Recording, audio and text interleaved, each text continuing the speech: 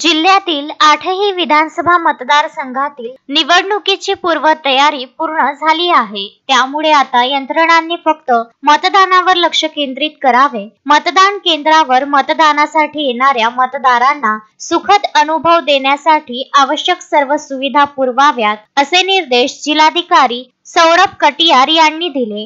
जिल्हाधिकारी कार्यालयात निवडणूक आढावा घेण्यात आला. यावेळी अतिरिक्त जिल्हाधिकारी सूरज वाघमारे, उपजिल्हा निवडणूक अधिकारी शिवाजी शिंदे यांच्यासह सर्व निवडणूक निर्णय अधिकारी दूरदृश्य प्रणालीद्वारे उपस्थित होते. जिल्हाधिकारी कटियार यांनी निवडणुकीसाठी ठरविण्यात आलेल्या मतदान केंद्राची पाहणी करण्यात यावी. या ठिकाणी परिसर स्वच्छ ठेवणे, शेड, पाणी, स्वच्छतागृह यासह विजेची पुरेशी व्यवस्था असल्याबाबत खात्री बाळगण्यात यावी. या बाबींसाठी तातडीने सर्व मतदान केंद्राची पाहणी करण्यात यावी. मतदान केंद्रावर सर्व सुविधा पुरविण्यात याव्यात. यामुळे नागरिकांना मतदान करणे सुकर होईल. मतदानादरम्यान 19 ते 21 नोव्हेंबर रोजी विविध अहवाल द्यावयाचे असतात. याची पूर्वतयारी आधीच करून ठेवण्यात यावी. अहवाल सादर करण्याची जबाबदारी सोपविण्यात यावी. अहवाल सादर करताना ते वेळेत सादर होतील याची काळजी घ्यावी.